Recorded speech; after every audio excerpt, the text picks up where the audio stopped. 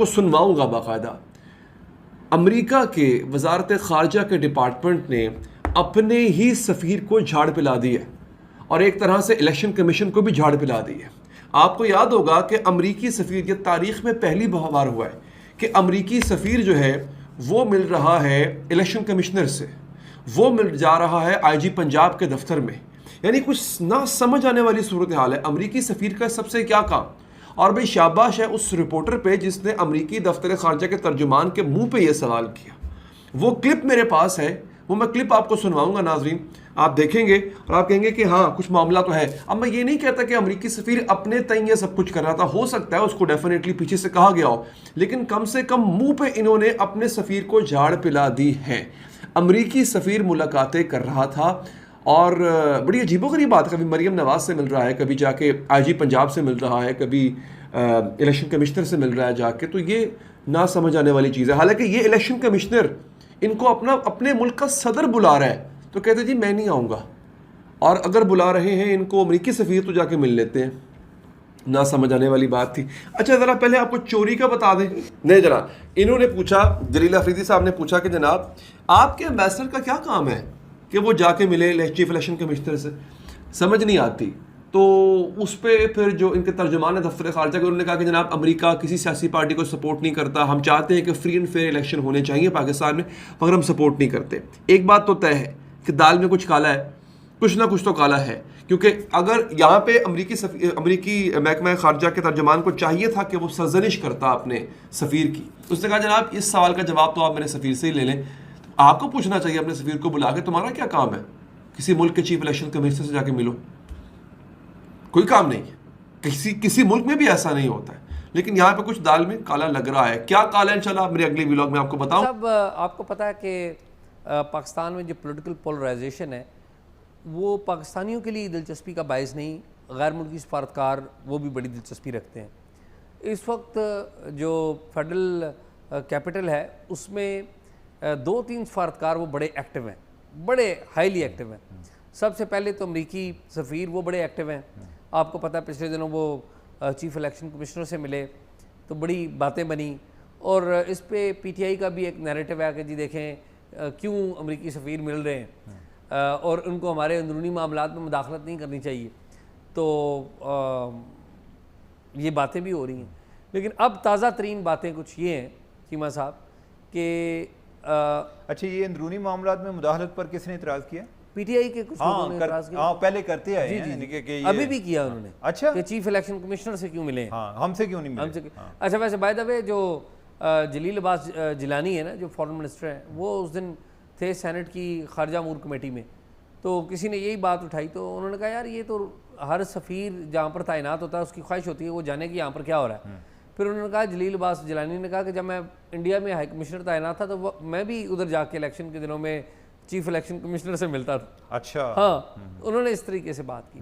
लेकिन चीमा साहब जो अमरीकी सफ़ीर हैं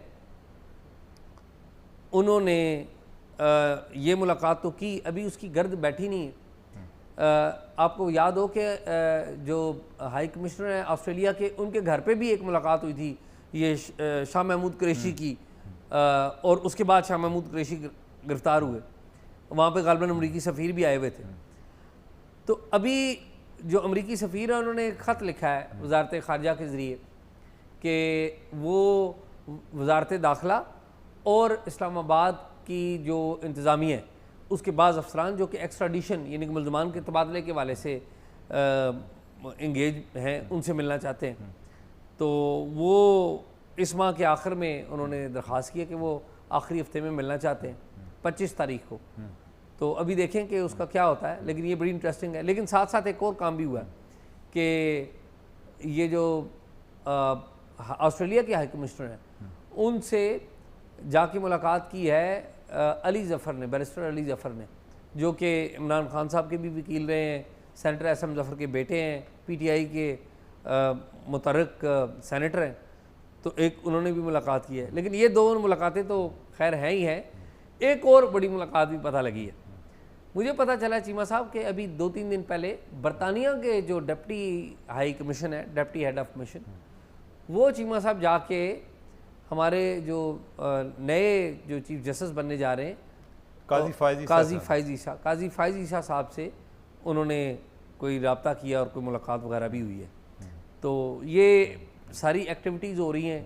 इसकी वजह क्या है? इसकी वजह बुनियादी तौर पे ये है कि चीमा साहब जिस तरह लोग परेशान हैं ना, हमारे सफरा भी परेशान हैं कि क्या मुल्क में इलेक्शन होंगे या नहीं होंगे, क्या जो हालात अगर चीफ जस्टिस तब्दील होते हैं तो फिर क्या होगा, सदर साहब रहेंगे नहीं रहेंगे। तो ये बेसिकली ये जो सफरा है ना, ये भी हमारी तरह रिपोर्टर हैं जी, ऐसे ही ठीक है।